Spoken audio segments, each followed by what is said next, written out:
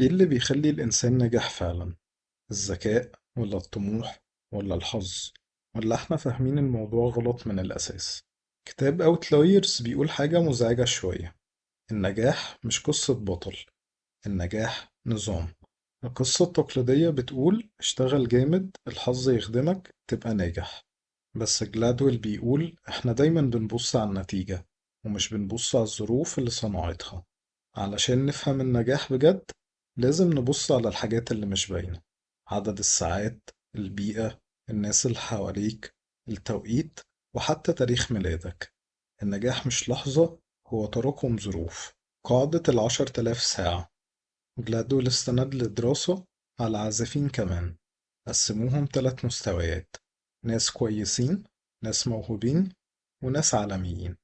السؤال كان ايه الفرق ما بينهم؟ مش الفلوس، مش نوع الآلة، مش حتى الموهبة الفطرية. الفرق كان بسيط وصادم: عدد ساعات التدريب. 4,000 ساعة مستوى كويس، 10,000 ساعة مستوى عالمي. بس استنى، مش أي 10,000 ساعة. في فرق ضخم ما بين إنك بتلعب وإنك بتتمرن. اللعب ممتع، لكن التقدم فيه محدود. أما التدريب المتعمد فبيبقى مرهق، ممل، موجه، وفيه فيدباك، وفيه تصحيح أخطاء، وفيه تركيز على نقط ضعفك. هو ده اللي بيصنع الفرق. لو أخدنا مثال على كده، ممكن يكون الجيم. أول عدات فيه بتكون سهلة، إنما لما بتوصل لآخر 3 عدات هي دي اللي بتغير جسمك. نفس الفكرة في أي مجال، مش السهل ومش الممتع، لكن اللي مقاومته عالية هو ده اللي بينجحك. لو بتتهرب من حاجة، غالبا هناك هيكون أكبر تطور ليك. لازم كمان نكون عارفين إن النجاح مش انفجار مفاجئ، النجاح تكرار بطيء. مفيش حد بقى رسام عالمي من أول لوحة، مفيش حد بقى مشهور من أول فيديو، مفيش حد بقى ملياردير من أول فكرة. العملية عملية تراكم. لو بصينا مثلا على بيل جيتس، دايما بنشوف مايكروسوفت والمليارات والشهرة، بس محدش بيشوف اللي قبل كده. طفل عنده 13 سنة قعد حوالي 1500 ساعة يبرمج في 7 شهور، وبعدها سنين طويلة بيشتغل 12 ساعة يوميا قبل ما حد في العالم يعرف اسمه أصلا. لو كان وقف في أي سنة من دول أو في أي مرحلة قبل النجاح، كل المجهود ده كان هيضيع. نقطة تانية مهمة جدا بيتكلم عليها جلادول، إن مش كل حاجة تحت سيطرتنا. النجاح مش بس مجهود، في عوامل تانية خفية. الكتاب هنا بيضرب مثال بلعبة الهوكي. أغلب لعيبة الهوكي المحترفين مولودين في أول السنة. ليه؟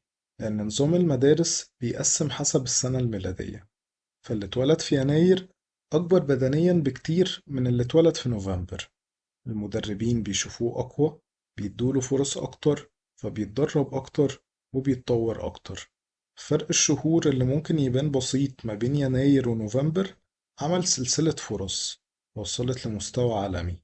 هل دي موهبة ولا ميزة توقيت؟ وساعات برضو بيكون في ميزات تانية مش واخدين بالنا منها.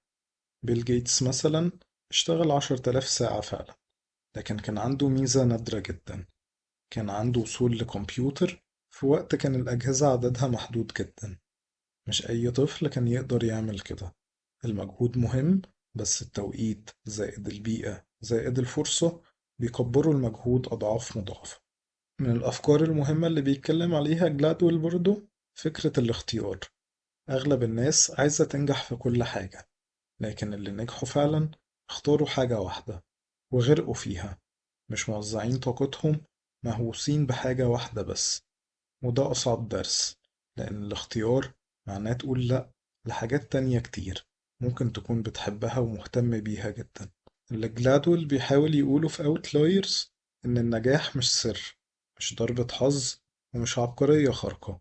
هو ساعات، تكرار، تدريب متعمد، بيئة، فرصة، وتوقيت. والأهم من ده كله الاستمرارية. السؤال ليك: لو في حاجة واحدة بس في حياتك هتحط فيها 10,000 ساعة، هتحطهم في ايه؟ ايه الحاجة اللي تستاهل عمرك؟ اختار وركز واغرق فيها.